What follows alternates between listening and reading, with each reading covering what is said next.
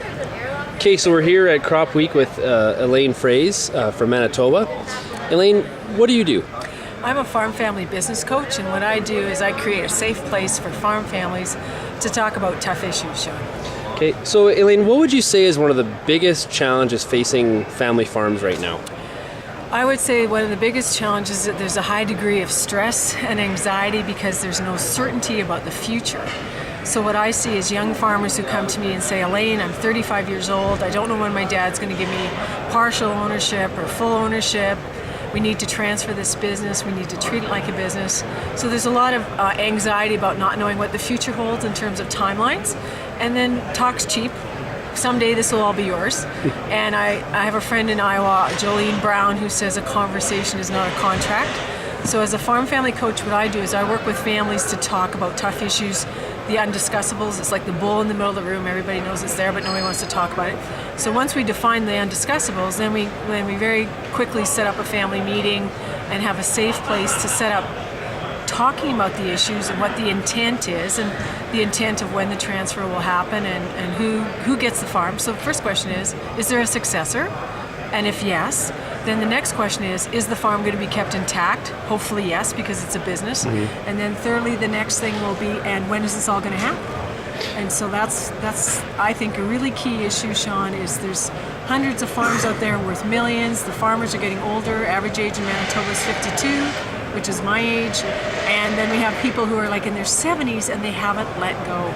So is there something different about today's younger farm generation than their parents? Well, exactly. Our son is 20 and he's probably going to ag school in the fall. And what's different about him is he has a choice. He's not being forced to farm. He's choosing to go to ag school. Look at the technology skills you have. We're doing this for YouTube. My husband watches YouTube too, and he's in his 50s, so good for him. But the thing is that as a young farmer today in agriculture, you are there because you see it as a business, you see it as a way of living you want to choose to do, but you choose to be there. You are not forced to be on the farm.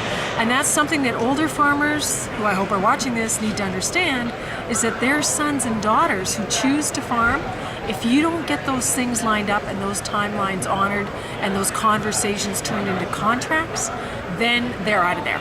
And those are the people who come to me because they said, Elaine, one more year. I cannot take this anymore. I need to know this for my family. And Sean, farmers don't retire.